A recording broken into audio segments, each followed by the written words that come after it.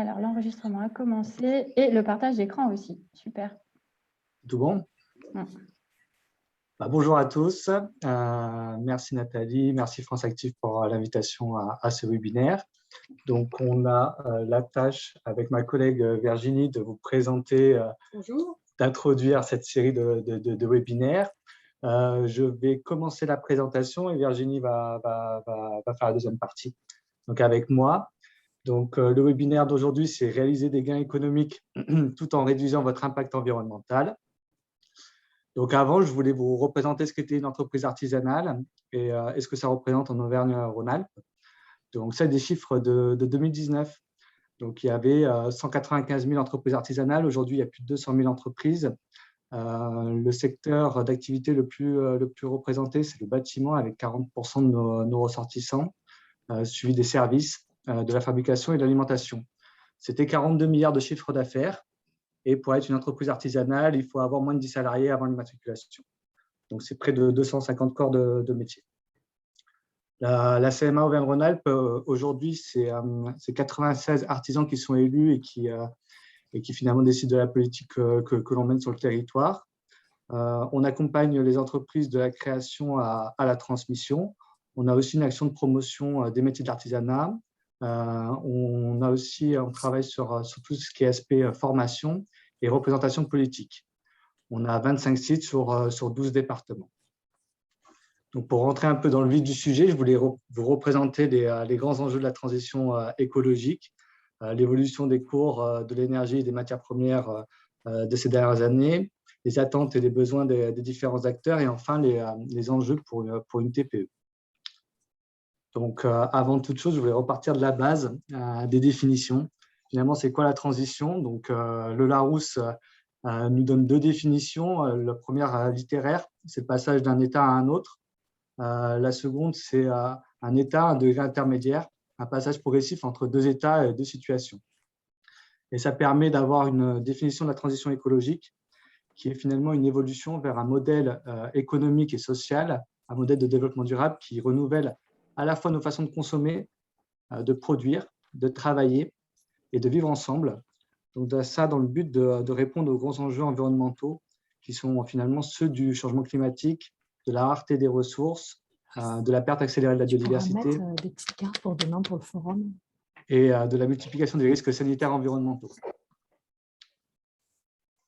Là, je vous ai remis les différents scénarios. En fait, donc ça, c'est Météo France qui a modélisé ça. C'est la territorialisation du réchauffement climatique sur la France, avec trois scénarios. Le premier scénario, c'est une politique climatique qui vise à faire baisser les concentrations de CO2.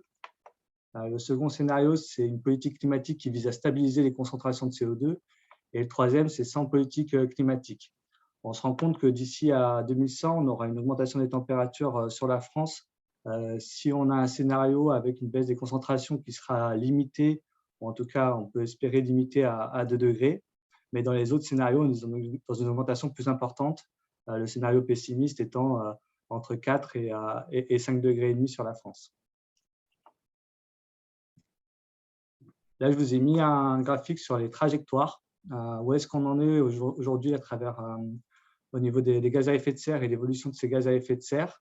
Donc là, c'est un scénario si jamais on n'avait fait aucune politique climatique. La courbe grise, c'est la trajectoire actuelle qui est prise en fonction des politiques qu'on mène. Ensuite, on a la rouge qui est la trajectoire souhaitable pour limiter le réchauffement à 2 degrés. Et enfin, la orange, la trajectoire qu'il faudrait suivre pour limiter à 1,5 degré, qui est finalement l'accord de Paris sur le climat. Donc, plus on tarde, plus la transition elle sera compliquée à mettre en œuvre et elle sera brutale. Ensuite, il y a un enjeu, en dehors de l'enjeu climatique, il y a un enjeu écologique. Donc, c'est au niveau des matières premières et des ressources naturelles. Là, je vous ai mis un graphique de l'extraction mondiale des matières premières entre 1900 et 2009. On voit bien que c'est exponentiel. Donc là, ça prend en compte les minéraux de construction, les minerais métalliques et industriels, les ressources énergétiques fossiles et la biomasse. Donc la pression sur les ressources, ça fait que finalement, aujourd'hui, on consomme l'équivalent de 1,7 planètes.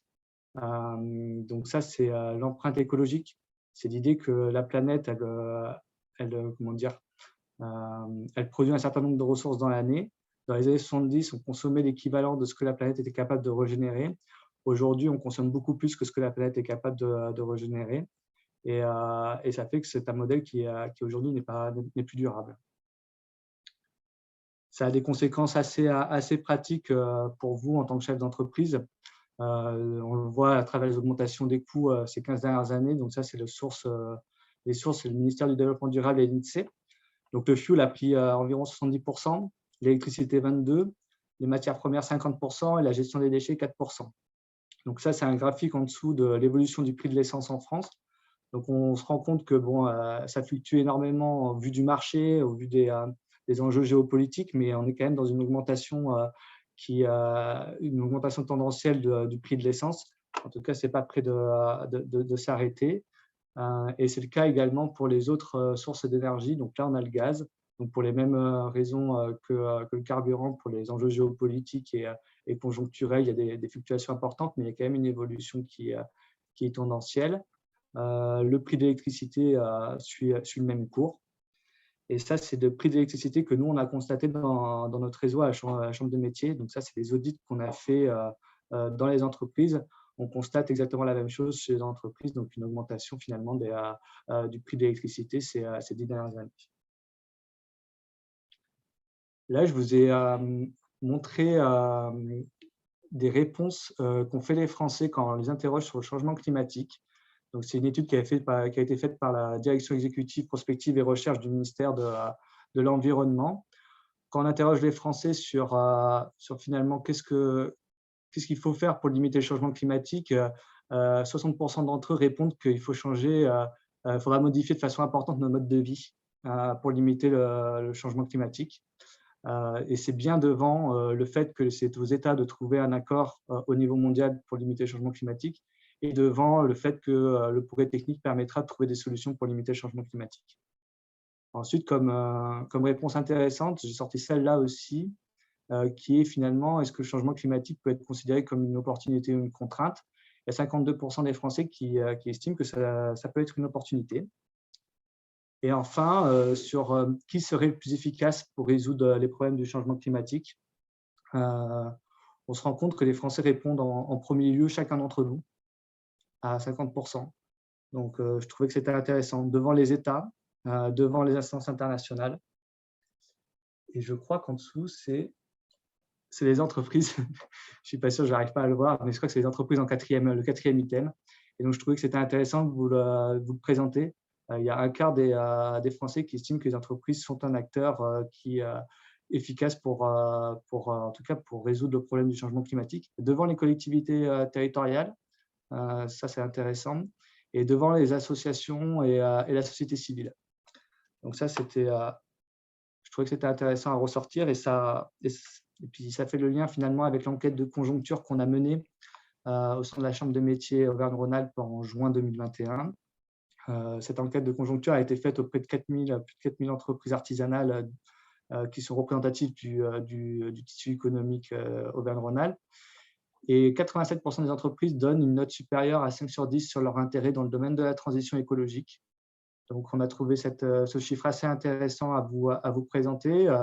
Aujourd'hui, les chefs d'entreprise ont aussi conscience qu'il y a un réel intérêt de travailler sur le sujet.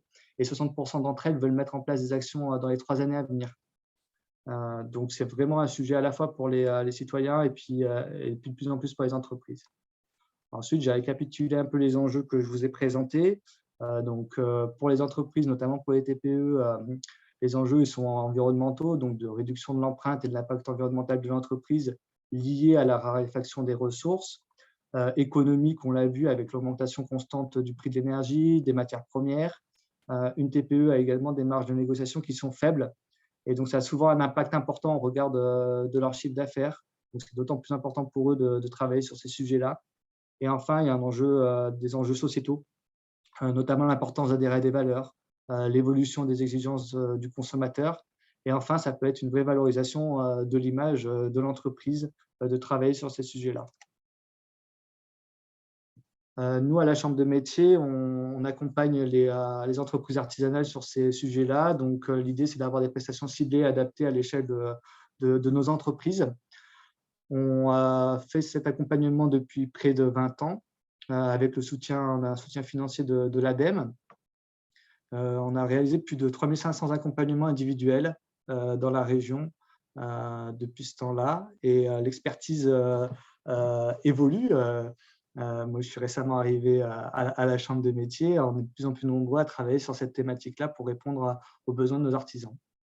On fait des accompagnements individuels qui sont sans reste à charge pour nos entreprises artisanales. L'idée, c'est d'évaluer les enjeux, donc d'analyser les besoins des entreprises, les actions déjà réalisées et en cours, et d'orienter les entreprises vers le diagnostic qui est le plus adapté à sa situation. Aujourd'hui, on en a 5. Après, on fait un rendez-vous en entreprise où on visite l'atelier, on collecte les données. Notamment, on regarde l'activité, les caractéristiques et les usages des équipements. On regarde aussi les factures et les documents comptables. Ensuite, on rédige un rapport synthétique avec des préconisations qui sont chiffrées.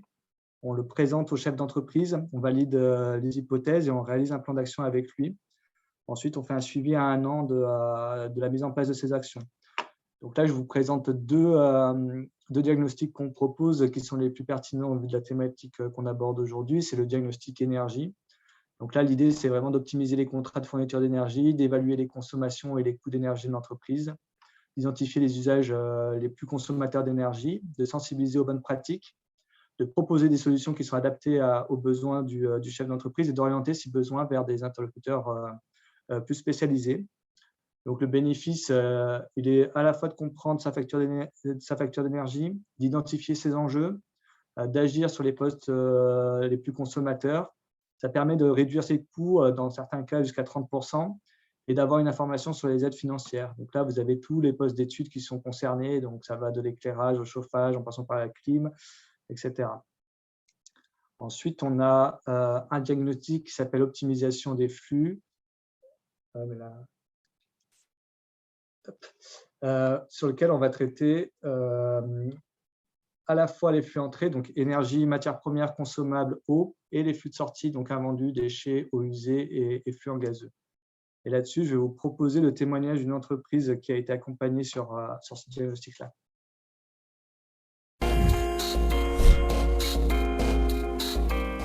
Je suis Florent Martin, je suis le gérant de la Turbine à Saveur, qui est une fabrique de glace artisanale basée à Bourgoin-Jallieu dans l'Isère. Nous fabriquons 150 000 litres de glace par an.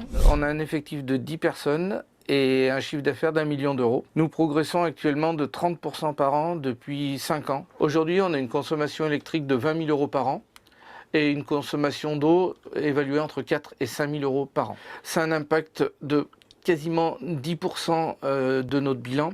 Donc il a fallu mettre en place des choses afin d'étudier notre consommation, nos moyens de production et d'en arriver à des solutions qui nous ont permis de dégager des économies ou si on ne les a pas encore dégagées, on va les dégager dans les années à venir. En région Auvergne-Rhône-Alpes, le réseau des chambres de métiers a fait le choix d'appeler ce pré-diagnostic étude d'optimisation des consommations. Cette étude a 2 volets. Le premier, c'est de faire un état des lieux de la situation de l'entreprise à partir de ses factures d'énergie, de ses factures d'eau, de factures déchets, en prenant connaissance des équipements qu'il y a dans l'entreprise.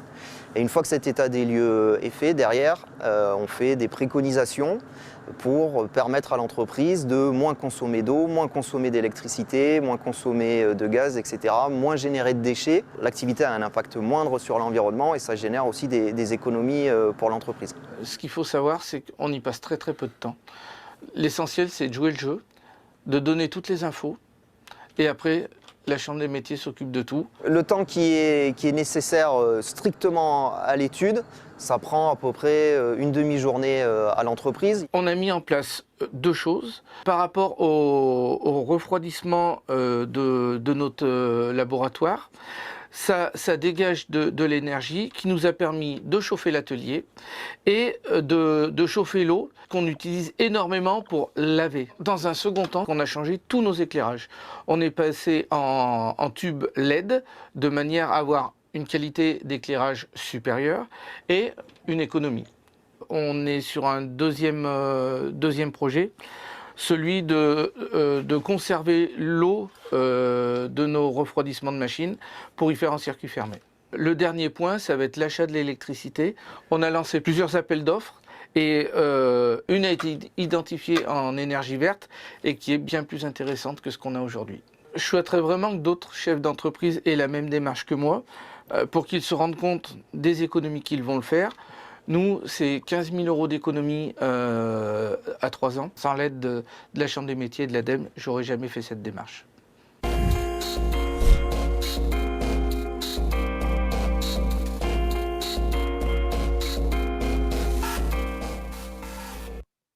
Voilà, maintenant je vais vous laisser avec Virginie qui s'occupe justement de tous ces accompagnements individuels en Drôme et en Ardèche, qui va vous présenter les chiffres clés qui ont été récoltés au cours du temps par la Chambre de métier. Bonjour à tous. Merci Remco. Hop, je rapproche l'ordinateur pour que vous me voyez un petit peu mieux. OK. Donc, je vais commencer par vous présenter un peu quelques chiffres clés. Donc, quand je parle de chiffres clés, en fait, je parle d'indicateurs, ce qu'on appelle nous indicateurs environnementaux.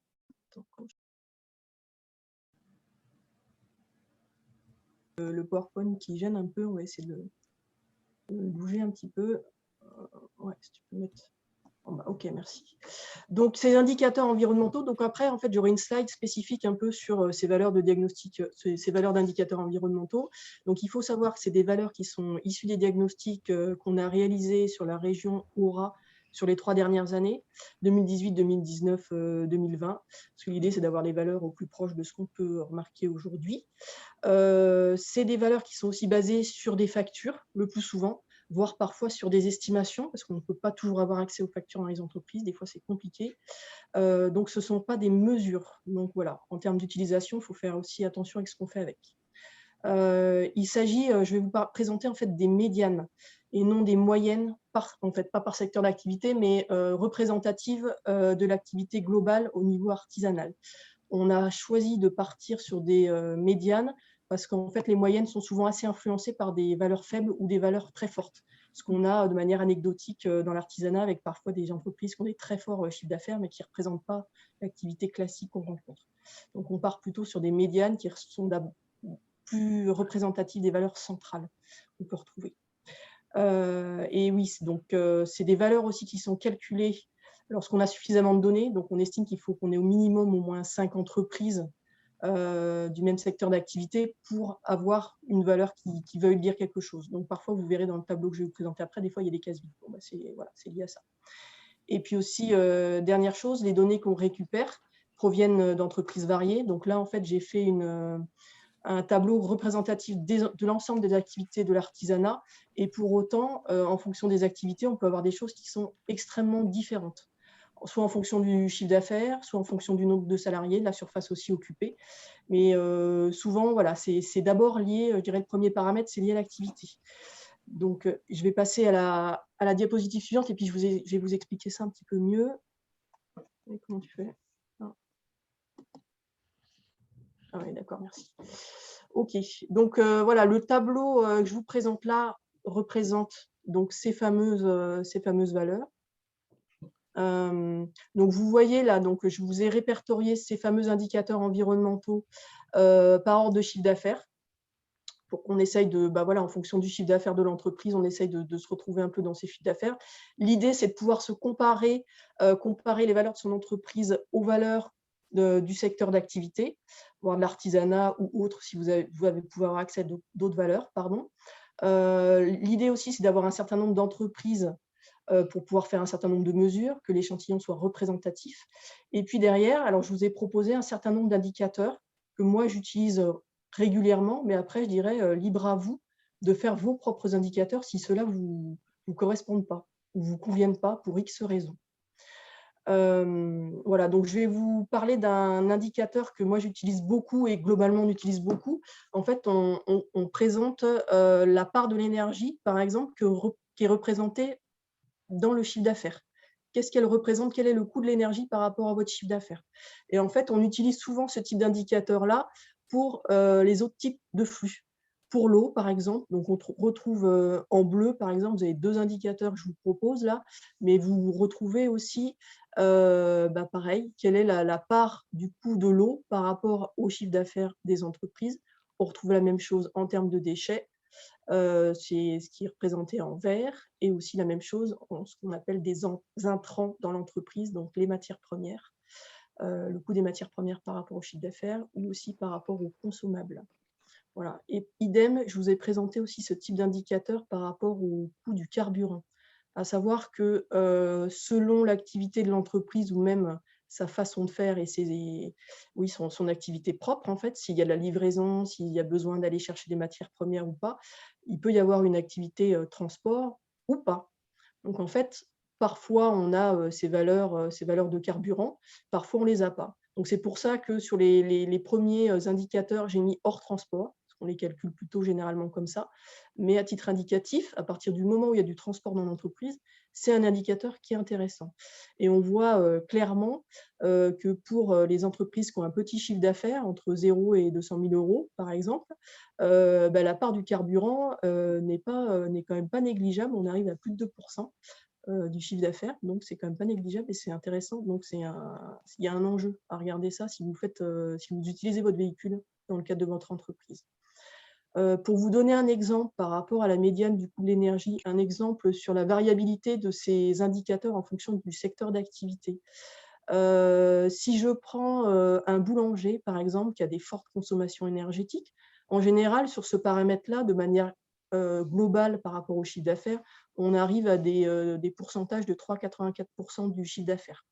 Voilà, et si on compare ça par rapport à un garage, qui a plutôt des consommations d'énergie relativement faibles, avec peu de chauffage et peu d'équipements qui vont influencer leur production, on va dire, on arrive plutôt à des paramètres qui sont autour de 0,84%. Voilà, donc une grosse variabilité.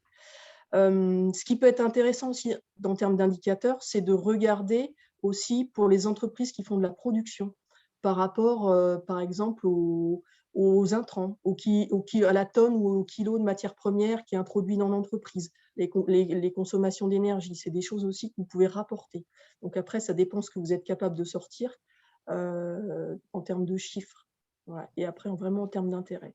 L'intérêt d'avoir ces indicateurs environnementaux, en fait, alors d'une part, quand on travaille avec nous, on va dire avec la chambre de métier, nous, on a des chiffres par rapport aux différents secteurs d'activité. Donc, l'idée, c'est d'arriver à se situer par rapport à ce secteur d'activité. Nous, c'est ce qu'on peut vous apporter. Mais je dirais, au-delà de ça, l'intérêt aussi pour l'entreprise en tant que telle, c'est de pouvoir suivre ces indicateurs dans le temps pour bien comprendre leur évolution, voir s'il y a une évolution logique par rapport aux actions qui ont été mises en place dans l'entreprise, et puis éventuellement détecter des irrégularités sur une consommation d'eau. S'il y a une fuite d'eau, par exemple, c'est des choses que vous pouvez voir rapidement. Pareil sur l'énergie, s'il y a un appareil qui commence à être défectueux et que ça dérive et que du coup il consomme, si vous avez un pilotage du suivi de ces indicateurs environnementaux, vous pourrez aller le voir. Et ça peut vous permettre aussi de vous aider en fait pour prendre certaines décisions sur les équipements à changer ou les travaux à effectuer. Voilà. Et puis au-delà de ça, ça peut vous permettre aussi de hiérarchiser quels sont les enjeux de l'entreprise pour savoir quelle action prioriser d'abord. Alors après, c'est selon, je dirais, votre sensibilité, on va dire, environnementale, selon que vous êtes plutôt attaché à diminuer vos coûts ou selon que vous voulez être, on va dire, plus éthique ou plus écologique, plus responsable.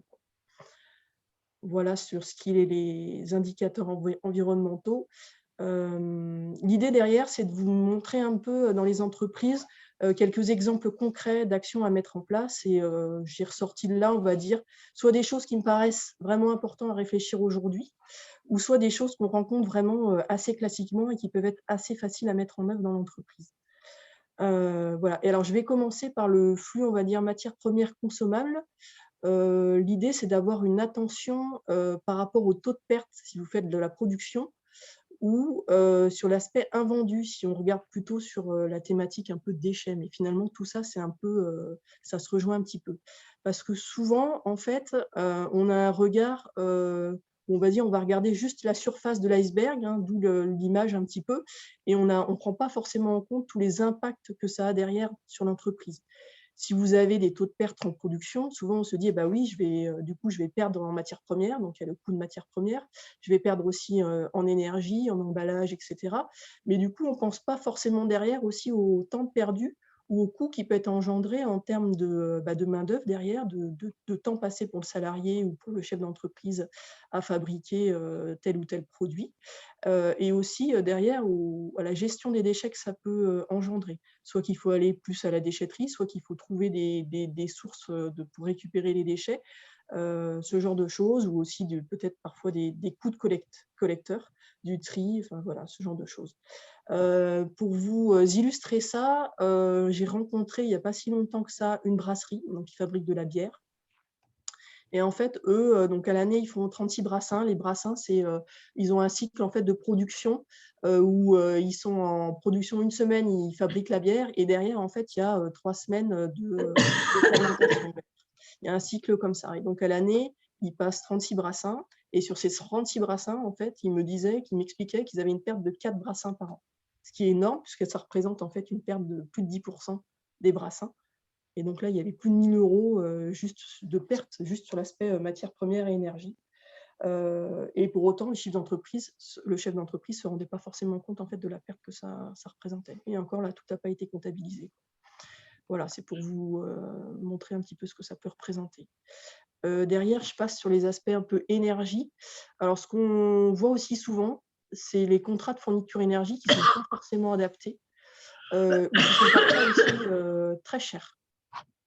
Donc, il faut savoir qu'aujourd'hui, il y a beaucoup de fournisseurs d'énergie. C'est vrai qu'on a du mal à s'y retrouver, mais il y a un site qui a été mis en place par le public, un site internet. Peut-être si la personne tousse, pouvez fermer son micro, s'il vous plaît. Ce serait plus agréable pour tout le monde. Merci. Donc, ce site internet, c'est www.energie-info.fr. Donc, vous pouvez aller sur ce site. L'intérêt, c'est qu'il a été mis en place par l'État, donc il a un regard qui est relativement neutre et qui peut permettre de comparer certaines offres de fournisseurs d'énergie. Je dis certaines parce que c'est juste que vous pouvez comparer si votre contrat n'est pas encore trop gros. Donc, c'est jusqu'à une puissance souscrite de 36 kVA. Donc, c'est pour les habitués, c'est plutôt des contrats bleus ex-EDF. Voilà. Et à partir du moment où vous avez des puissances qui sont au-dessus, c'est des contrats jaunes. En fait, vous ne pouvez pas comparer directement les prix. Par contre, vous pouvez solliciter des devis auprès de différents fournisseurs. Donc, ça vous permet d'envoyer directement votre demande de devis à l'ensemble de fournisseurs qui peuvent intervenir directement sur votre entreprise. Donc, ça peut être aussi intéressant. Alors, attention à avoir sur ces types de contrats-là, c'est que en fait, les fournisseurs ils vous proposent différents types de prix. Et des fois, on a du mal à s'y retrouver dans les types de prix qui peuvent exister. Alors, il y a des prix qui sont fixes, c'est-à-dire qu'on vous donne un prix de l'énergie, puis vous allez payer le même sur 1 an, 2 ans, 3 ans, ça dépend de la durée de votre contrat. Et il y a des prix qui sont indexés sur le tarif réglementé, c'est-à-dire que celui-là, il va augmenter régulièrement, tous les 6 mois ou tous les ans, ça dépend un peu de la politique du fournisseur. Voilà. Et donc, moi, j'ai tendance à conseiller d'aller plutôt partir sur des prix fixes parce que vous savez ce que vous payez et qu'on a une tendance, on l'a vu, au prix de l'énergie qui ne cesse d'augmenter. Donc, souvent aussi, les prix fixes, au départ, quand vous regardez les contrats, ils sont un peu plus chers que les prix indexés parce que souvent, derrière, le prix indexé va rattraper le coût du prix fixe. Mais normalement, au final, si l'intérêt aussi, c'est de prendre un contrat de plus longue durée, normalement, vous vous y retrouvez. L'intérêt de ce site aussi internet, c'est de pouvoir voir les fournisseurs, ce qu'ils vous proposent comme type d'offre. Est-ce qu'il y a une part qui est énergie renouvelable ou pas? Et donc, vous pouvez sélectionner aussi les fournisseurs qui vous proposent que de l'énergie renouvelable, par exemple, l'énergie verte. Donc, si vous si vous avez un attrait pour ce type de choses, vous pouvez y aller aussi. OK. Voilà, alors une préconisation aussi classique, c'est la modernisation de l'éclairage. Quand vous avez un éclairage qui est vieillissant, halogène, pour ceux qui savent un petit peu à quoi ça ressemble, il y a vraiment un intérêt à passer en LED. Ce n'est pas forcément excessivement cher aujourd'hui, les prix des LED ont vraiment diminué et vous faites rapidement des économies à la fois d'énergie et des coûts de charge. Alors, quelques chiffres comme ça, un commerce, on va dire une boutique classique qui n'a pas forcément beaucoup de production, elle peut consommer jusqu'à la consommation de l'éclairage, la consommation d'énergie peut représenter jusqu'à 50% de cette facture d'énergie. Donc, il y a vraiment un intérêt. Le passage en LED, en général, ça vous permet de diminuer votre facture sur l'éclairage de 30 à 50%. Voilà. Donc, ça peut être assez vite rentabilisé. Et puis aussi, si vous avez un commerce, l'intérêt aussi, c'est de travailler sur l'attractivité de votre boutique avec une meilleure mise en valeur de vos produits. L'ADEME a fait une étude à ce sujet et elle montrait qu'avec un meilleur éclairage, on pouvait augmenter les ventes de plus de 7% du chiffre d'affaires en moyenne. Voilà. Et à titre d'information, on fait un diagnostic spécial sur ce type de choses, sur la rénovation de l'éclairage en boutique pour conseiller quel type d'éclairage on met à quel endroit et pourquoi faire. Voilà. Et bien entendu, l'idée, c'est aussi de diminuer l'impact écologique de votre entreprise. Alors, la préconisation suivante, on en a parlé un petit peu aussi, c'est sur l'aspect transport, puisque lorsque celui-ci existe dans l'entreprise, il y a vraiment une activité liée au véhicule, et bien tout de suite, l'impact est très fort sur les émissions de gaz à effet de serre. Je vous donne un exemple, sur une entreprise du bâtiment, ils n'ont quasiment pas de local. En général, ils roulent jusqu'à, en moyenne, 32 000 km par an, ce qui commence à être important. Et voilà, quand on arrive à des valeurs comme ça, il y a des choses à faire. Et je vais vous donner 2 exemples. Le premier, c'est l'éco-conduite. Donc, l'éco-conduite, qu'est-ce que c'est exactement? L'idée, c'est d'avoir une conduite souple, sans à-coups, qui pour autant ne va pas remettre en cause vos temps de trajet. Voilà, il y a une étude qui avait été faite, je crois que c'est menée par des collectivités, sur les transports en commun, donc qui avait un intérêt vraiment à avoir le même trajet d'un horaire à l'autre, et en fait, qui montrait que finalement, en passant à l'éco-conduite, ça changeait strictement rien. L'éco-conduite, ça signifie aussi avoir une attention globale sur l'entretien du véhicule. Vérifier régulièrement la pression de ses pneus, 0,5 bar de moins. D'une part, ça peut être dangereux, mais d'autre part, c'est aussi 2,4% de consommation supplémentaire. Et globalement, avoir un véhicule qui soit en bon état. Parce que si votre véhicule n'est pas entretenu suffisamment, et bien vous allez aussi, pareil, surconsommer. Donc, attention à ça. Et c'est aussi un petit peu de bon sens. Plus votre véhicule est chargé, plus vous consommez. Donc, essayez de le décharger au plus possible quand, en fait, vous n'avez pas besoin de transporter les choses. Et puis, attention, un petit warning sur la climatisation qui a tendance aussi à consommer beaucoup. Plus de 10% dans les zones rurales et plus de 25% en ville. Voilà, donc l'intérêt de la formation éco-conduite, c'est de faire des économies de carburant. Ça va entre 10 et 20%. Ce n'est pas miraculeux non plus. Il y a vraiment une attention à avoir de chaque instant, je dirais au départ, quand on n'a pas l'habitude. D'où l'intérêt de suivre aussi une formation à l'éco-conduite pour vraiment avoir les bons conseils et pouvoir se tester en direct. Donc, à ce sujet-là, on fait une formation le 6 décembre à Montélimar. Si vous avez quelques entreprises qui sont dans le secteur et qui sont intéressées, n'hésitez pas à revenir vers nous. L'éco-conduite, c'est aussi des économies de frais d'entretien. Parce que vous utilisez, finalement, il y a un certain nombre de pièces dans le véhicule qui vont être moins utilisées, comme les freins, par exemple, ou les disques aussi liés aux roues. Donc, ça permet de prolonger leur durée de vie.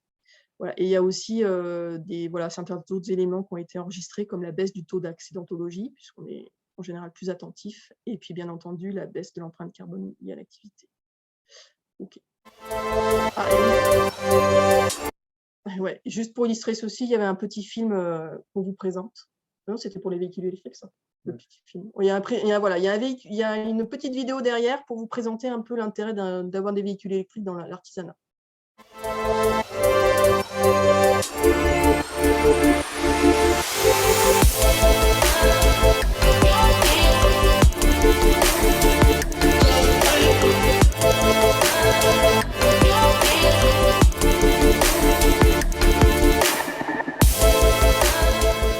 En route pour demain. C'était tout simple, l'augmentation du carburant qui a été énorme. Il fallait trouver une solution. Et le 100% électrique était une des solutions. Voilà, l'économie elle a été flagrante, au grand désespoir de mon fournisseur de carburant. On a notre propre cuve, donc on sait exactement combien on consomme. On était de l'ordre de 2 pleins, 2 cuves par mois, donc on a une cuve de 4 000. Aujourd'hui, on a réduit de moitié. On est entre 4 et 5 000 euros de gasoil. Et par contre, en termes d'énergie électrique, on est environ sur 1 000 euros maxi par mois. Ça fait longtemps que je regardais, que je suivais l'évolution des véhicules et ça a été le grand pas en avant qu'il y a eu sur les voitures électriques. On en a pris une pour essayer. L'effet positif de l'économie et surtout de la gestion, qui n'était pas non plus très difficile, a fait qu'on a franchi le pas et qu'on a pris plus de 50% de notre parc en électrique. Oui, alors oui, forcément au niveau planning, nous, on a des changements. Il faut plus anticiper notre planning. C'est-à-dire qu'avant, une course tombée, on ne se posait pas de questions. N'importe quel chauffeur, le premier disponible, partait dessus. Aujourd'hui, il faut se dire, bon, il arrive qu'on pose la question, qu'est-ce qui te reste en autonomie? Pour éviter de recharger en extérieur et de perdre du temps. Mais avec une bonne gestion en amont, on gère très très bien. Non, ça ne nous pose aucun problème. Le rêve, ça serait de passer 100% du parc aujourd'hui avec les économies d'énergie qu'on a, passer 100% du parc et également les minibus.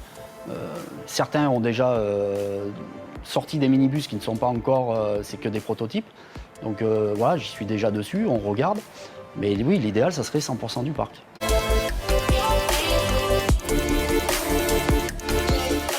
En route pour demain. Comment est-ce que je vais m'affranchir pour intervenir en ville des problématiques de stationnement et de circulation? Et la réponse la plus évidente à l'époque, ça a été le vélo. Avec le recul, mais même ce que j'apprécie tous les jours avec les véhicules qu'on utilise, c'est la liberté. C'est-à-dire qu'il n'y a pas de... À aucun moment, on va se dire, oh là là, c'est peut-être dans tel arrondissement, ça va être une galère sans nom pour y aller. Non, c'est pas une galère sans nom. Surtout qu'il y a quand même beaucoup aujourd'hui de pistes aménagées. La ville de Lyon fait de gros efforts là-dessus. Et en termes de gain de temps et de circulation, par contre, alors là, c'est l'explosion absolue. C'est-à-dire que le temps que vous ne passez pas dans les bouchons, vous pouvez intervenir ou faire autre chose de votre temps, en tout cas d'être beaucoup plus productif. Donc moi, aujourd'hui, il n'y aura aucun retour en arrière, c'est évident.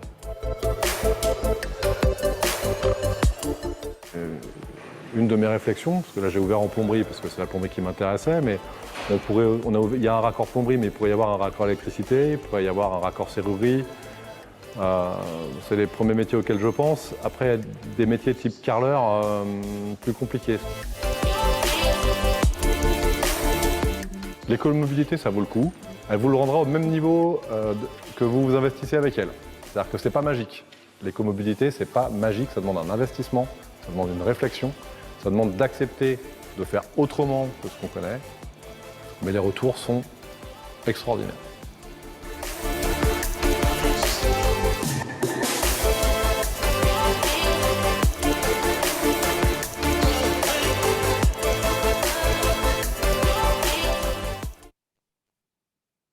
Ok. Alors oui, voilà, donc il y avait une petite slide sur le véhicule électrique. Donc vous avez vu un petit peu ce que ça peut, l'intérêt que ça peut avoir pour l'artisanat. Oui, et puis en autre préconisation qui semblait aussi indispensable, c'est le côté un petit peu isolation. Parce qu'avant de réfléchir sur je change mon chauffage, etc., en fait, la première action à mettre en place, c'est l'isolation. Et que souvent, en fait, ce n'est pas forcément la solution la plus facile, ou en tout cas celle à laquelle les artisans réfléchissent en premier. Parce qu'en fait, souvent, il y a des problématiques de je ne suis pas forcément propriétaire de mon local. Mais pour autant, si vous ne le faites pas tout de suite, ça risque d'être compliqué. Parce que au moment de s'installer dans votre local, simplement, il n'y a pas de machine, tout est libre. Donc, en fait, c'est plus simple. Et puis aussi, il y a peut-être une possibilité justement de négocier avec le propriétaire si vous n'êtes pas propriétaire de votre logement. En tout cas, ce qui est sûr, c'est que vous y gagnerez en termes de confort et d'économie d'énergie derrière. Donc, essayez d'y réfléchir un peu dans la mesure du possible. Alors souvent, c'est aussi un poste qui peut s'avérer aussi coûteux financièrement. Donc, à titre d'information, je vous ai juste parlé de quelques petites aides qui peuvent exister, mais ça vaut le coup en tout cas d'étudier ce qui peut exister. Ça change régulièrement, hein, donc n'hésitez pas à revenir vers votre chambre de métier ou autre structure pour avoir les informations. Donc, à titre d'info, là, jusqu'à la fin de l'année, il y a un crédit d'impôt pour les entreprises du tertiaire qui prend en compte l'isolation, le changement de chauffage, si jamais vous voulez installer du chauffage au bois, et aussi la ventilation. Peut-être qu'il sera renouvelé, on attend de voir. Donc ça, c'est dans le cadre du plan de relance que l'État a lancé ça. Il y a aussi régulièrement des aides locales des collectivités, donc ça dépend vraiment localement de ce qui existe. Donc ça, il faut se rapprocher de sa communauté de communes souvent. donc sa chambre de métier pour voir. Et puis, du coup, j'en profite pour évoquer aussi le prêt solidaire entrepreneur engagé de France Active, qui peut peut-être proposer des choses dans ce cadre-là, ou en tout cas aider à financer certaines actions dans le cadre de l'environnement. Ok. Sur la thématique de l'eau, en fait, je vous présenterai une seule action qui est vraiment super simple à mettre en place, que vous pouvez mettre en place à la fois chez vous et à la fois dans le cadre de votre entreprise. Alors, c'est vrai que dans l'entreprise, il faut vraiment avoir des consommations d'eau pour que ce soit rentabilisé, mais même si vous lavez juste les mains, en fait, ça peut être intéressant. Donc, les embouts mousseurs, c'est juste des petits embouts en fait, qu'on installe dans le robinet. Alors souvent, normalement, il y en a qui existent déjà, mais en fait, l'idée, c'est d'avoir un embout mousseur qui soit économisateur d'eau, ce qui n'est pas le cas de tous les robinets. Et malheureusement, ce n'est pas le cas sur les robinets qu'on achète même neufs, il n'y a pas forcément ce fameux embout. Donc voilà, c'est un embout qui ne coûte pas très cher et c'est très pertinent dans le cadre des coiffeurs, par exemple, parce que ça permet d'économiser à la fois de l'eau et à la fois de l'énergie, puisqu'ils utilisent de l'eau chaude pour faire les shampoings. Donc voilà, chez les coiffeurs, on a vu sur une entreprise, par exemple, 30% d'économie d'eau, plus de 32 000 litres économisés à l'aller, ce qui représente à peu près 500 € de chiffre d'affaires. 500 € hors taxe d'économie, pardon. Et puis, dans l'alimentaire ou autre métier, si vous faites de la vaisselle à la main, ça peut être aussi intéressant. Donc, y penser. Action facile à mettre en place. Sur les aspects déchets, voilà, je pensais aussi mettre une slide sur la consigne, mais je ne vais pas forcément m'étaler puisqu'on va avoir quelqu'un qui va nous présenter ça de manière un peu plus poussée. Juste vous dire qu'en Dromardèche, il y a des entreprises du coin. L'acteur, c'est Ma Bouteille s'appelle Revient, et qu'on va proposer une visite de leur site mardi prochain, donc le 30 novembre à 9 h. C'est sur le secteur de CH à Beuil. Voilà. L'intérêt, c'est à la fois d'économiser de l'eau, de l'énergie, des émissions de gaz à effet de serre, aussi diminuer les coûts, de valoriser votre image en favorisant les circuits courts et l'emploi local. Par contre, il faut vraiment avoir aussi une réflexion qui soit aboutie, parce que on ne fait pas de la consigne avec n'importe quel type de bouteille. Il faut quand même des bouteilles qui soient assez solides. Et puis, il faut aussi un certain type de colle au niveau des étiquettes. Donc, voilà, c'est une réflexion qui peut prendre un petit peu de temps, mais qui peut être intéressante aussi. Et puis, dernière slide, c'est sur l'aspect un petit peu label. On a souvent des entreprises qui se demandent, soit je fabrique des produits, quel type de label je peux avoir pour mettre en avant, ce sont des labels un peu, des produits qui sont un peu écologiques, ou quel aussi produit je peux utiliser, avec quel label, et qu'est-ce que signifient ces labels. Donc pour cela, vous avez un site de l'ADEME qui est bien fait, donc je vous l'ai mis là, à aller voir. Et en fait, vous pouvez aller choisir une catégorie de produits, selon que ce soit de l'alimentation, de l'entretien, etc., le jardin. Et quand vous cliquez sur la catégorie de produits que vous voulez avoir, vous pouvez choisir votre produit. Donc là, on avait cliqué sur la partie entretien et nettoyage, c'est un exemple. Et on retombe, c'était des nettoyages pour le sol. Et en fait, derrière, on retombe sur les labels. Vous avez l'écolabel européen, Nature et Progrès, EcoCert, et puis un autre que je connais un petit peu moins là, mais qui existe aussi également. Donc voilà ce qu'on pouvait vous présenter en quelques minutes avec mon collègue. Je vous remercie de votre attention, et puis je crois qu'on répondra aux questions par la suite s'il y en a. Ah oui, juste pour finir, excusez-moi, vous dire qu'en fait, on a plein de collègues sur la région Auvergne-Rhône-Alpes qui sont là pour soit faire des diagnostics si vous êtes intéressés, soit répondre à vos questions sur toutes ces thématiques. Voilà. Le territoire est entièrement couvert. Donc, n'hésitez pas à venir nous rencontrer au besoin. Et je repasse la parole à mes collègues. Merci. Merci beaucoup pour cette présentation qui était très, très complète. Est-ce que je peux juste du coup vous demander voilà, super, de rendre l'écran. Donc là, c'était la présentation donc, de la chambre de métier. On va donc passer à nos apporteurs de solutions. Et bien du coup, j'ai envie de donner la parole tout de suite à Manon de Alpes Consigne, si elle souhaite intervenir pour du coup nous présenter des propositions, nous expliquer ce que c'est que la consigne et comment ça fonctionne, etc. Oui, merci, vous m'entendez bien, c'est bon? Oui. Parfait. Effectivement, Ma Bouteille s'appelle Revient, donc c'est la filière de réemploi qui est en Drôme-Ardèche. Nous, Alpes Consigne, on est en Isère, en Savoie et en Haute-Savoie, et on a aussi Rebouteille, donc, qui est sur l'Ain, le Rhône et la Loire. Donc, nos trois structures, on est membres du réseau Consigne. Et en fait, l'idée, du réseau de Consigne, c'est d'harmoniser les pratiques du réemploi à l'échelle nationale et on partage tous les standards des bouteilles et les étiquettes. Je pourrais revenir un petit peu après pour présenter un peu ces deux choses importantes. Donc, du coup, nous, on met en place la filière de réemploi des contenants en verre et on est une société coopérative d'intérêt collectif. Donc, comme l'a présenté tout à l'heure, l'impact du réemploi est plus positif que celui du recyclage.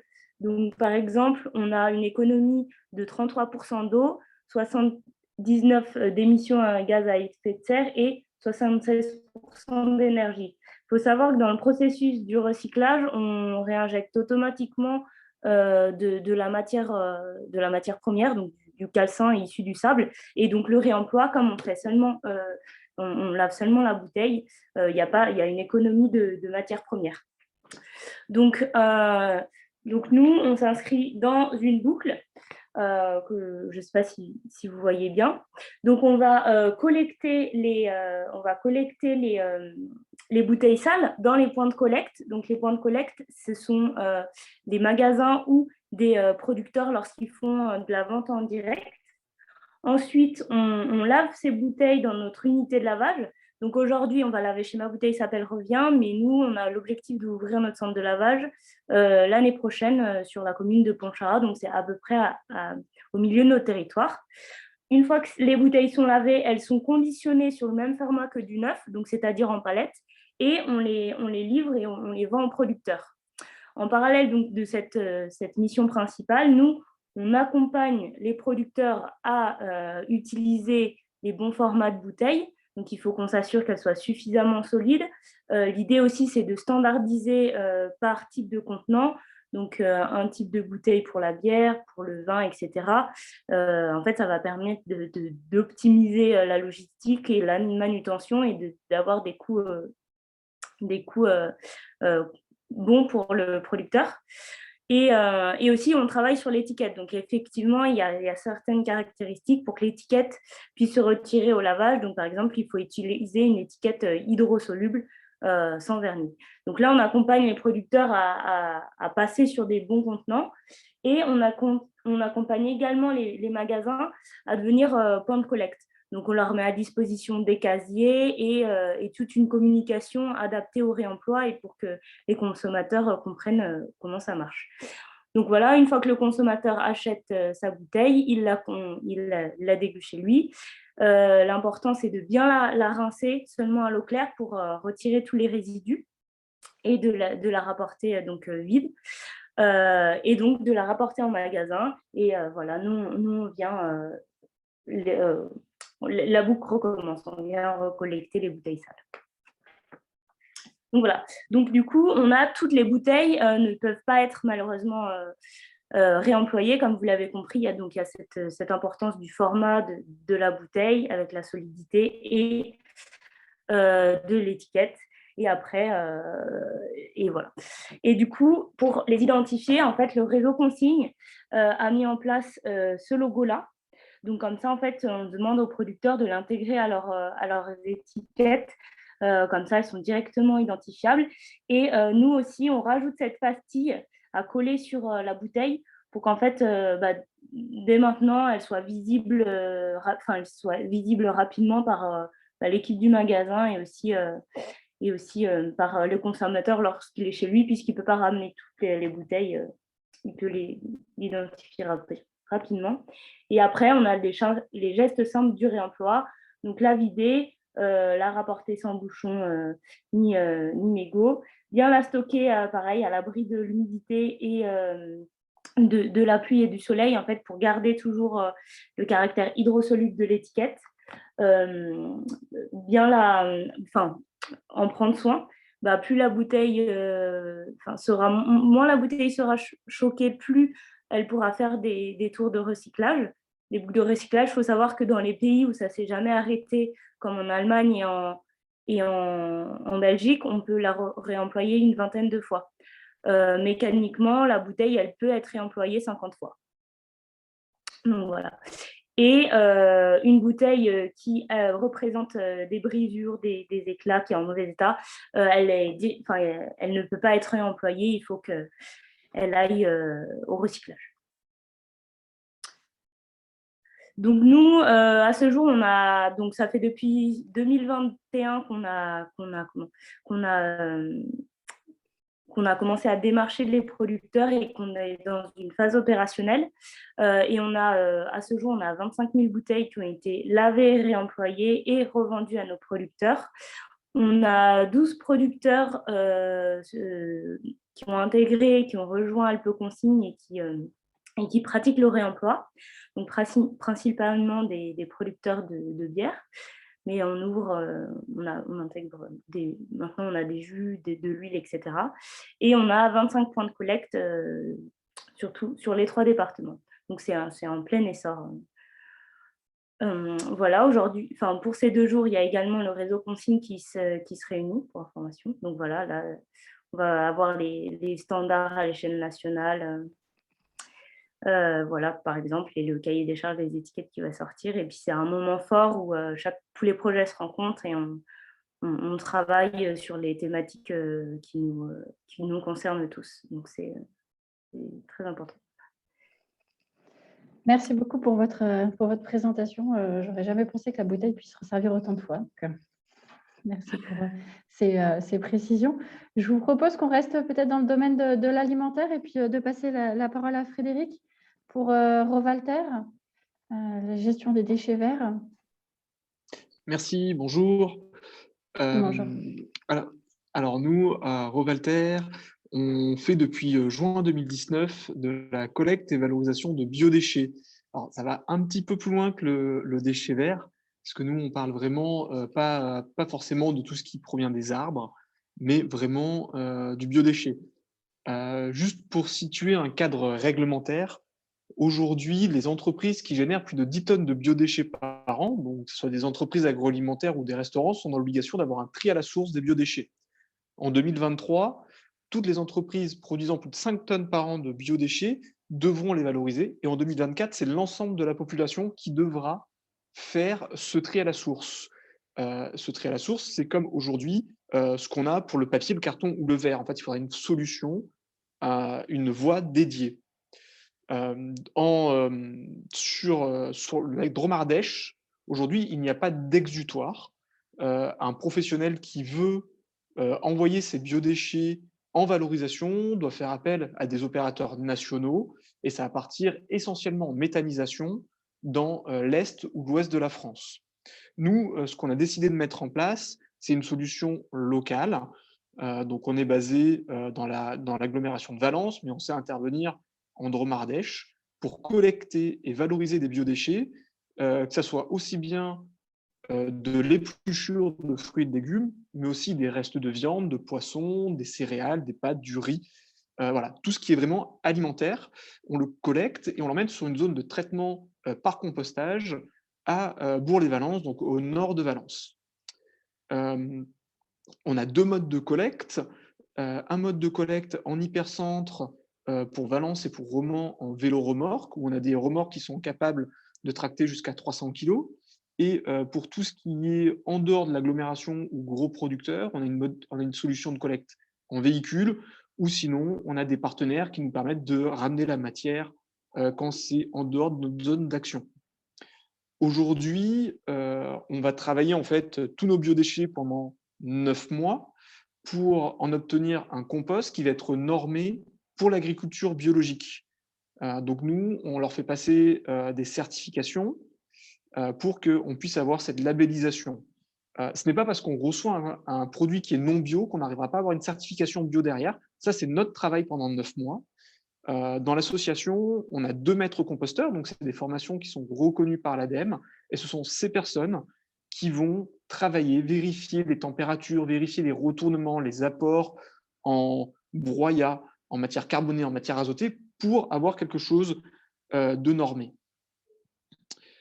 En termes de praticité, Nous, le service que nous proposons, c'est un service en porte-à-porte, c'est un service en échange de bacs. Donc, on passe 1 à 2 fois par semaine dans les entreprises, échanger des contenants pleins de biodéchets contre des contenants propres. L'objectif étant de simplifier la vie de tout le monde en apportant vraiment quelque chose où ça ne va pas rajouter de travail. Donc, pour ça, c'est très important. Voilà. Et je pense qu'on a fait à peu près le tour. C'est un service là du coup qui est proposé en Drôme-Ardèche. Et est-ce que vous connaissez des petits collègues sur des territoires plus élargis? Alors, sur d'autres territoires, donc, nous, quand on a lancé le service en juin 2019, on était une vingtaine à faire ça en France. Aujourd'hui, il y a des structures qui se montent quasiment tous les jours. Je sais que sur Lyon, la banlieue lyonnaise, on va avoir certains de nos partenaires comme les alchimistes ou WeCompost qui vont proposer le même service que nous. Sur la région grenobloise, je ne connais personne à ce jour qui le fait. Donc, il y a peut-être un créneau à prendre pour ceux qui veulent se lancer. Et sur la région un peu plus au sud, vers Montélimar, on a une association qui s'appelle Montélimar, mais l'association Montélimar ne va traiter que ce qu'on appelle des biodéchets nobles, donc des fruits et légumes. Ils ne vont pas traiter tout ce qui est retour d'assiette et reste de repas. Ça va être la grosse différence, parce que pour ça, il faut avoir des sites qui permettent de le traiter sans avoir de nuisances. Nous, d'ailleurs, on redistribue 1 fois par an gratuitement à tous nos clients du compost, justement pour avoir cette démarche de comprendre qu'est-ce que notre pot de banane va donner 9 mois plus tard. Et c'est intéressant de voir l'évolution de la matière, que les gens comprennent que un biodéchet redevient en fait un terreau, un amendement organique qui va permettre de nourrir les sols. Il faut savoir que l'ADEME a sorti une étude il n'y a pas très longtemps. Le compost permet de stocker du carbone. Donc, sur la réduction des gaz à effet de serre, c'est important de pouvoir valoriser cette matière. Aujourd'hui, elle part en incinération ou en enfouissement, donc c'est quelque chose qui va brûler, qui va ne servir à rien, tandis que nous, on va en créer de la matière qui va être, une fois apportée dans les sols, va pouvoir stocker du carbone, permettre des infiltrations de l'eau, permettre vraiment de meilleures cultures et une meilleure réaction des sols. Ok. Eh bien, ce sera a priori le mot de la fin. Du coup, on vous entend plus. Plein de commentaires. Oui. Saint-Étienne, qui le fait? Alors, il y en a entendu qu'il y avait un interlocuteur sur Saint-Étienne. On n'a pas entendu le nom, mais... Compostons. Compostons, d'accord. Je viens de lire en même temps les commentaires qui avaient été faits. D'accord. Ah oui, j'ai pas regardé le chat. Okay. Alors oui, et pour répondre, ça a un coût à l'entreprise. Nous, aujourd'hui, on n'est pas des entreprises on n'est pas un organisme d'État ou quelque chose qui provient de public. Donc, ça a un coût pour l'entreprise. Ce coût est en fonction du volume de biodéchets qui est généré. Donc, on peut intervenir aussi bien dans les restaurants d'entreprise que dans le cadre plutôt de RSE pour les zones de snacking dans les entreprises, les points de repos, les points de pause et autres. Très bien. Merci pour cette présentation qui illustre qu'on peut aussi intervenir donc, dans ce domaine-là. Et je propose maintenant de donner la parole à Damien qui, lui, récupère aussi de la matière, mais pas tout à fait la même. Donc de Métabatic. Bonjour. Damien est là. Oui, bonjour. Alors ouais, Damien pour Métabatic et les structures de réemploi de matériaux de construction. Du coup, nous on fait du réemploi de matériaux de construction. Donc, le réemploi, comme l'a dit ma camarade de la consigne, la différence du recyclage, c'est que c'est des matériaux qui peuvent resservir directement sans transformation industrielle. Nous, on a choisi le secteur des matériaux de construction parce que le secteur des matériaux est le plus gros générateur de déchets en France. 70% des déchets, à l'heure actuelle, sont des déchets du BTP. Donc on travaille avec les professionnels, donc que ce soit les artisans ou les distributeurs ou les poseurs des matériaux, pour trouver avec eux des solutions pour arriver à récupérer et à revaloriser les matériaux qui pourraient servir et qui à l'heure actuelle partent comme déchets. Pour ça, on intervient sur des chantiers de déconstruction, de rénovation ou de démolition. On propose un service de diagnostic des matériaux réemployables sur site, une estimation du prix auquel ils pourraient être revendus et une recherche d'exutoire de ces différents matériaux avec différents opérateurs. On propose aussi un service de collecte de matériaux. Donc on vient sur site et on récupère des matériaux qui sont réemployables. C'est un service qu'on facture aux entreprises. Il faut savoir qu'à l'heure actuelle, il y a des coûts en déchetterie pour les professionnels et payants, différents prix en fonction de la nature des matériaux. Et chez Metabatic, on reprend les matériaux moins chers que ce que ça coûte en dépose en déchetterie pour le professionnel. Et enfin, on essaye de travailler à des actions de sensibilisation sur l'ensemble des chantiers pour essayer de réduire la quantité de chantiers à travers tout un tas de bonnes pratiques, de bonne utilisation des matériaux, de commandes au plus juste, etc. etc. Metabatic, à l'heure actuelle, est basé à Clermont-Ferrand et travaille sur le territoire de l'Auvergne. Mais il existe aussi d'autres structures de réemploi de matériaux de construction, comme Mineka à Lyon, Enfant Réemploi à Chambéry, et Ecomat 38 sur la région de Grenoble, qui proposent les mêmes services que nous. Super, merci pour cette présentation. Personnellement, je ne savais pas que ça existait. Oui, c'est en préparant le webinaire que j'ai découvert ces possibilités, donc, qui effectivement sont extrêmement intéressantes. Merci beaucoup pour cette présentation. Je propose maintenant de passer la parole à Hélène, qui va nous parler de ressourcerie. Ce que c'est qu'une ressourcerie, à quoi ça sert? Ça marche. Donc voilà, moi je suis Hélène, je suis responsable de la ressourcerie Ancora qui s'est créée en 2009. Donc notre projet initial, c'était de créer des emplois locaux non délocalisables. Voilà, et du coup, on voulait aussi une mixité sociale et hommes-femmes et récupérer toutes les compétences qui avaient été abandonnées par la désertification des entreprises, la fermeture de tout ce qui était entreprise textile, artisan, enfin, qu'on pouvait connaître à Rouen. Donc, on a monté une ressourcerie. Donc, on ne connaissait pas du tout le concept à l'époque. Et c'est un concept qui est assez simple. Hein, c'est récupérer ce qu'on appelle les déchets ménagers, d'encombrants ménagers. Donc, c'est tout ce qu'il y a dans une maison, dans une entreprise, ça part de la petite cuillère à lampe de chevet, au lit, au mobilier, etc. Donc, faire travailler des gens, des personnes en contrat d'insertion sur ces postes-là. Et en plus, les accompagner sur un véritable projet professionnel. Donc, on intervient aussi bien sur le socio-économique solidaire que sur l'économie circulaire, parce que ces déchets, quand ils arrivent chez nous, hein, ils ne sont plus déchets déjà, puisqu'ils vont avoir une seconde vie. Donc, ils sont tracés. Déjà, ça, c'est très important de le dire. Tous les déchets sont tracés à leur arrivée, à leur sortie et le pendant. Qu'est-ce qu'on en fait, comment on les traite, etc. Donc, on a plusieurs options de traitement. Soit on va les revendre en seconde main, hein, en état. Soit on va les réparer dans nos ateliers, puisqu'on a monté des ateliers de surcyclage ou de remanufacturation de certains produits, donc en bois déco et en textile.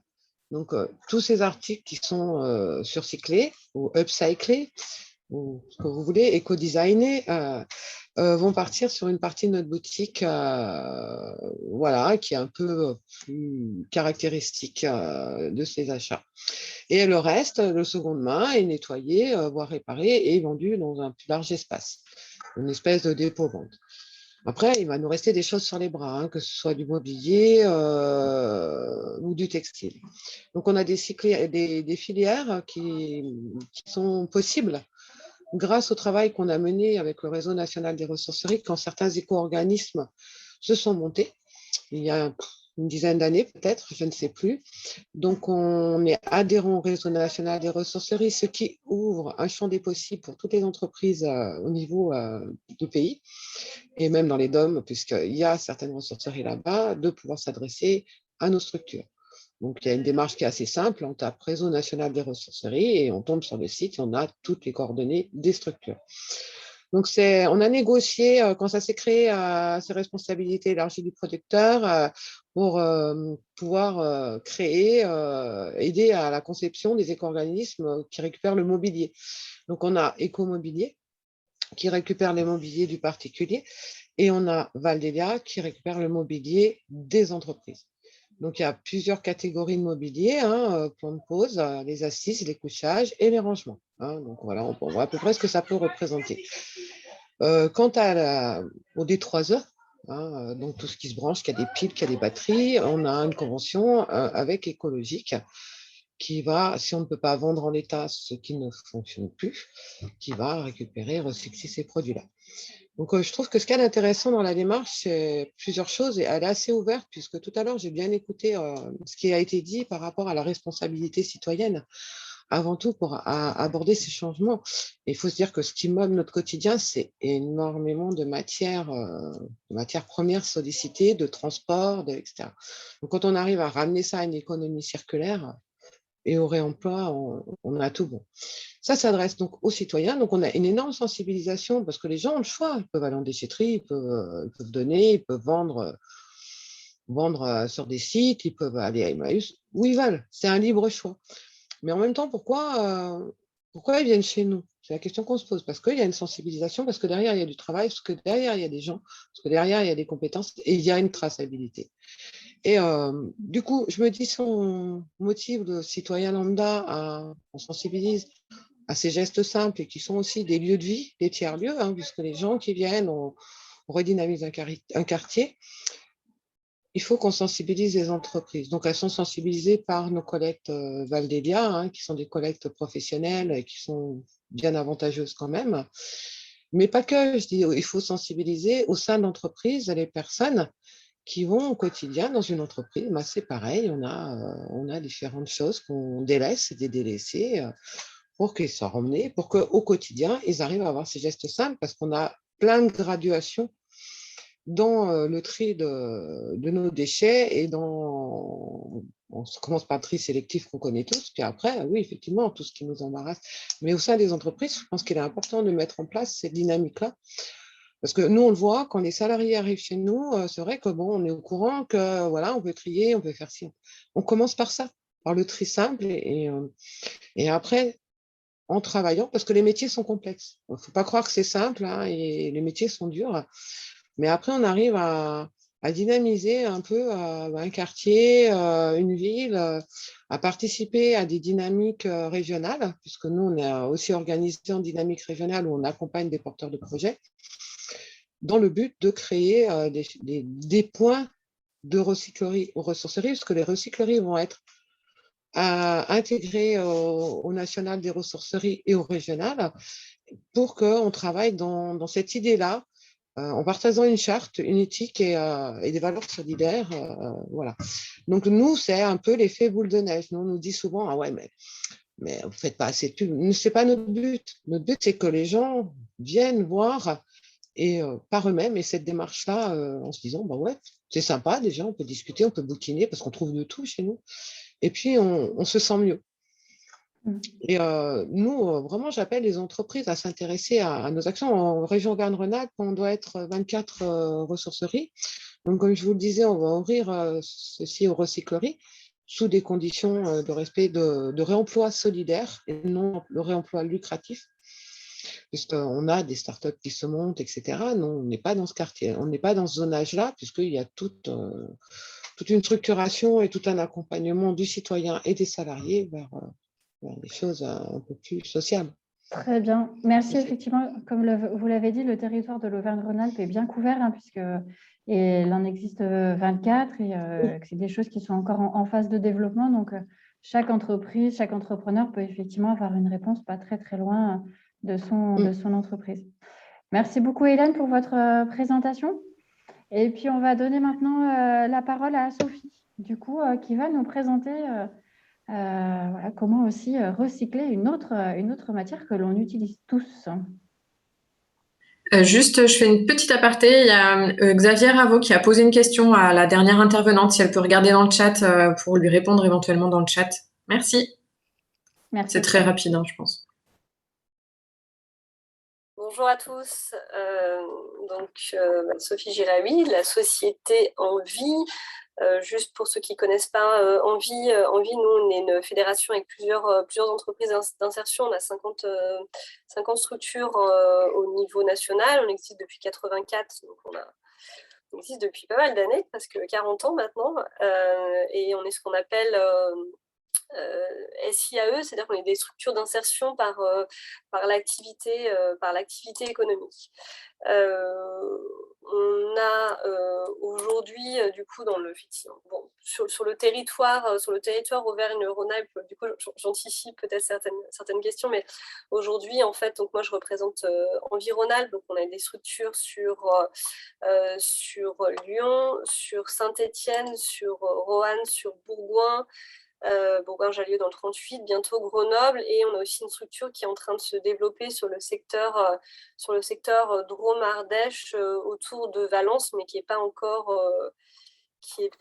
ouverte.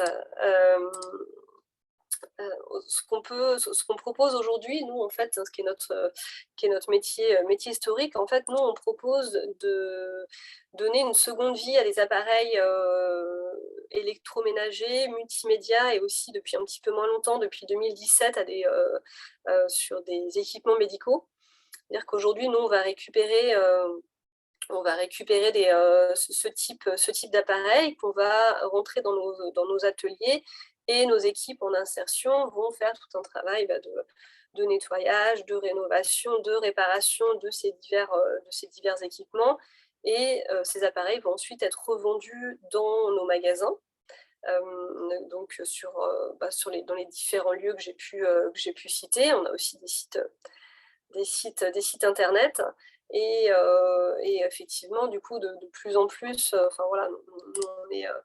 on est ravis de se faire ce métier depuis presque 40 ans. Effectivement, il y a de plus en plus de demandes aujourd'hui sur des produits reconditionnés. Et du coup, nous, en fait, on offre la possibilité aux consommateurs, que ce soit effectivement des particuliers. Alors aujourd'hui, c'est vrai que c'est beaucoup de particuliers qui vont venir dans nos magasins, mais aussi des structures privées, publiques, qui, par le biais de contrats, qui nous sollicitent pour eux-mêmes s'équiper sur ces matériels qui sont rénovés et garantis.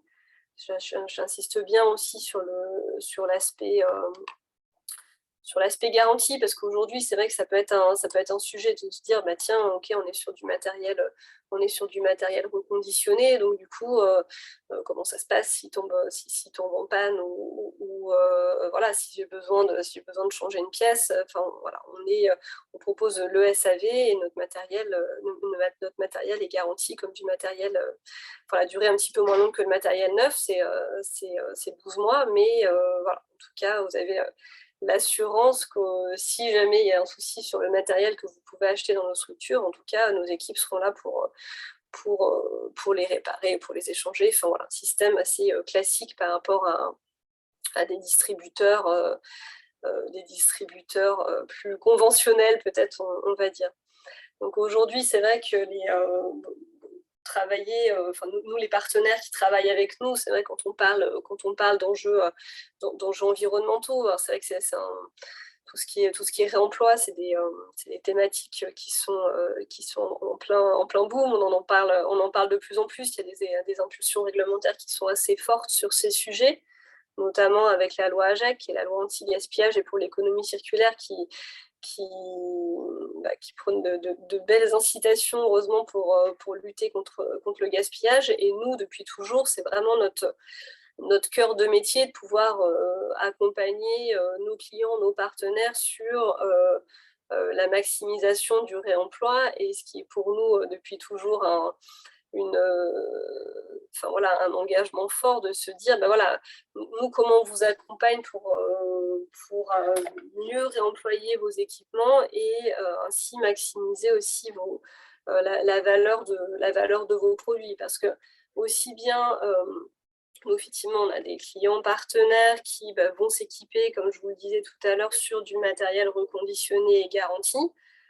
Et je voulais faire un petit focus, juste parce que je parlais de la loi AGEC tout à l'heure. Aujourd'hui, typiquement, quand on parle beaucoup d'achats responsables, le secteur public doit s'engager sur un minimum de 20% d'achats responsables. Donc, ça veut dire des achats issus de produits, soit des produits issus du recyclage, ou des produits issus du réemploi. Donc c'est vrai qu'il y a une vraie augmentation de la demande sur ces sujets. Et c'est vrai que tout le monde, on est ravis de voir qu'il y a de plus en plus d'acteurs qui se mettent à acheter des produits de seconde vie. Aujourd'hui, nous aussi, on accompagne en fait nos clients et nos partenaires sur des prestations externes où on va alors c'est vrai que je ne connais pas forcément les activités de toutes les personnes qui sont connectées aujourd'hui, donc bon, je veux pas tomber à côté dans les exemples que je vais donner, mais aujourd'hui, c'est vrai qu'on a par exemple des équipes. Alors, on a nos activités de réparation en atelier et de revente dans les magasins. Et aussi, on a des équipes en fait, qui sont en place chez nos clients et nos partenaires qui les aident à, par exemple, sur des plateformes logistiques, à gérer les retours clients. Aujourd'hui, en tout cas au 1er janvier, il y aura l'interdiction heureusement, enfin, ça arrive de destruction des invendus. Donc, nous, on est là aussi pour vous accompagner, pour trouver la meilleure façon de donner une seconde vie, soit fonction, je dis toujours, de vos activités, de produits qui pourraient vous être retournés ou de produits que vous ne savez pas vendre, puisque nous, on va aussi... effectivement, on a des réseaux, on a nos structures en propre pour tout ce qui est équipement électroménager, multimédia, équipements médicaux, mais on travaille aussi avec des réseaux associatifs en local pour maximiser les dons aussi, trouver un moyen de vous, effectivement, de vous engager dans cette démarche environnementale tout en limitant les coûts économiques pour vous potentiellement de ces ces dons, de ces passages de relais qu'on peut faire avec vous. On propose aussi des activités de... Pardon ? Non, merci pour votre présentation, du coup, qui du coup apporte encore une autre solution par rapport à toutes celles qu'on a vues, parce que on a eu entre guillemets que 5 apporteurs de solutions, mais les 5 solutions sont complètement différentes dans des thèmes qu'on peut d'ailleurs cumuler, ou dans un premier temps se lancer éventuellement que sur une thématique avant d'aller plus loin. Est-ce que éventuellement vous auriez, alors j'ai vu que le chat fonctionne, est-ce que vous avez des questions en direct à poser à nos apporteurs de solutions ou à la chambre de métier par rapport à son intervention? N'hésitez pas, vous pouvez les poser directement sur le chat, mais vous pouvez aussi les poser en direct si vous le souhaitez. Il nous reste encore quelques petites minutes. Alors avec le partage avec l'écran, je ne vois pas forcément tout le monde, mais oui. Juste Nathalie, pour compléter sur le chat, il y a une question à Envie, c'est récupérez-vous les téléphones aussi?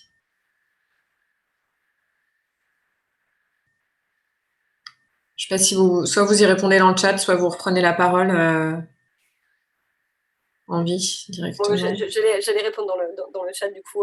Oui, en fait, on récupère. Alors c'est vrai que nous, on a aussi une activité en fait de récupération d'équipements électroniques, électroménagers en fin de vie. Donc autant que possible, nous, on va leur donner une seconde vie. Si on peut les réparer, changer des pièces d'usure, on va le faire. On va les revendre dans nos magasins. Après, si malheureusement on n'a pas la possibilité de le faire, nous, on assure effectivement, on réalise on a des centres de traitement là en Rhône-Alpes qui vont, dans ces cas-là, on va passer à l'étape ce qu'on appelle recyclage, valorisation. On va effectivement démanteler les produits et pour récupérer toutes les fractions valorisables et du coup valoriser chaque composant des téléphones, mais on les récupère aussi pour répondre à la question de David. Est-ce qu'il reste d'autres questions ? Non, les informations délivrées ont été claires. Bien, écoutez, je vous remercie à tous pour votre écoute. J'espère que du coup, les différentes informations... Ah, il y a une dernière question de Nathalie S. à tout le monde. Qu'en est-il du recyclage des cartons ? Ah, c'est une très bonne question. Effectivement, je ne pense pas qu'on ait d'apporteur de solutions aujourd'hui présent pour cette thématique-là. Ah, Frédéric de Rovalter a... Ouais, sur le recyclage des cartons, oui, ça c'est des politiques de Comcom en fait. qui c'est pas Ah. c'est pas les villes. Frédéric, coupez Ce votre que je caméra. disais, c'est vraiment les communes qui doivent apporter. On vous entend mal, en fait. Oui, et il faut se rapprocher des communautés de communes et plutôt que des mairies. C'est elles qui vont être à l'initiative des solutions de collecte et de tri des ordures comme les cartons.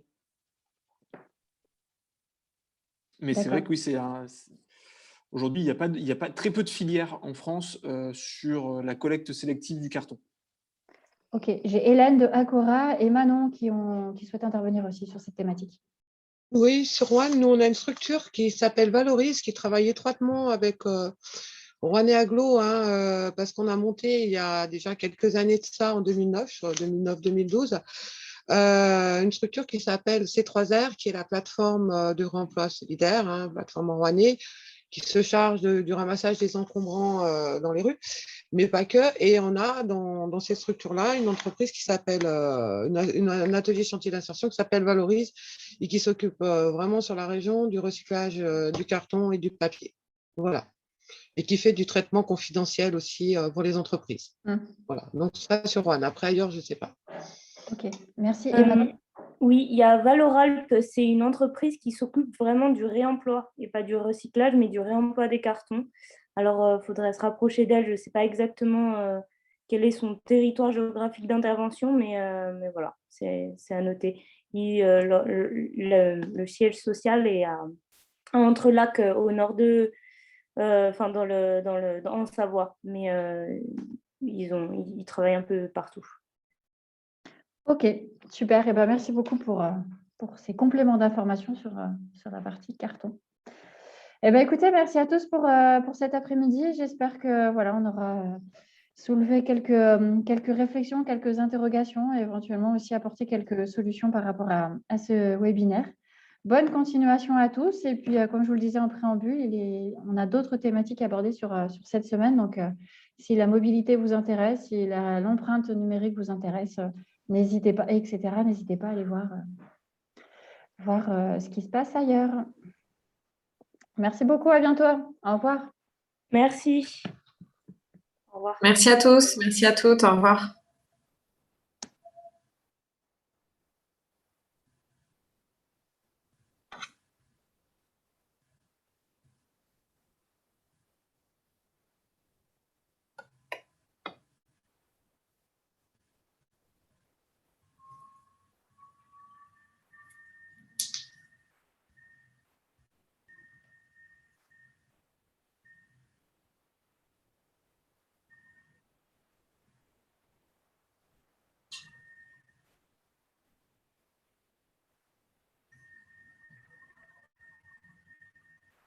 Ça y est, avec toutes les deux. Il n'y a plus que Noël. Waouh, c'était intense. Il n'y avait pas eu le temps de faire les questions, quoi. Ouais, c'est ça. L'intervention de la chambre de métier, elle a duré plus longtemps, non? Enfin, je suis sûre même. Parce que Ouais. Elle a duré plus longtemps. Pourtant, on n'a pas commencé si tard, parce que tu as annoncé 14h15, mais il était 14h05 quand on a commencé. Ah oui, 14h. Ouais, j'avais ça en tête. Ah, j'ai dit 15. Ah, pardon, j'avais 5. Non, mais c'est pas grave. Mais du coup, on a vraiment commencé à l'heure et ça, c'était top. Mais effectivement, la chambre de métier, ça a duré. Au début, on a perdu quelques personnes au tout début, parce qu'en fait, ils ont un peu trop parlé, tu vois, de la partie énergie consommée, le climat, les machins. Et en fait, je pense qu'il y a des gens qui se sont dit, voilà, mais c'est pas du tout concret et qui sont partis. Donc, on a perdu 4 personnes, je crois, au démarrage. Ah oui, carrément. D'accord. Ah oui, j'ai regardé un peu, mais j'ai pas. J'ai vu après que ça se Et maintenait. après, ils ont plutôt attendu la fin des apporteurs d'affaires pour partir, les autres. Il y a eu encore, tu vois, on est descendu à 30, mais à la fin 33, à la dernière apporteuse d'affaires, et après ils sont partis les autres, mais tu vois. Au départ, on était à combien, tu sais? 40. On était 40 en tout. D'accord. 40, ok. Donc oui, parce qu'il y avait 50 inscrits au final. Ouais. Ok. Ok, mais après, ouais, l'intervention de la chambre de métier était peut-être un peu plus longue que ce qu'on avait calé, mais j'ai eu le PowerPoint juste avant le. En fait, je l'ai ouvert pour vérifier qu'il fonctionnait, mais j'ai pas fait de retour. C'était c'était midi pour Ouais, 14 c'était trop. heures, je sais pas. Donc, Oui, désolée, je voulais me connecter à 13h30, mais j'ai laissé passer le temps. Du coup, peut-être on s'était un petit peu juste au démarrage, non? Je sais pas ce que tu en as pensé. c'était peut-être un peu speed. Après, comme tout a bien fonctionné, c'était pas un problème. Mais effectivement, s'il y avait eu un petit souci, on n'aurait pas, eu. Et puis, c'est bizarre là qu'on soit pas co-animateur parce que moi, je suis dans un endroit où des fois la connexion Internet saute. Du coup, j'ai pris tout du long qu'il n'y ait pas ce souci-là parce que sinon, je coupais la chic à tout le monde. Donc, voilà. J'aime Ok, bien, je vais mais- essayer de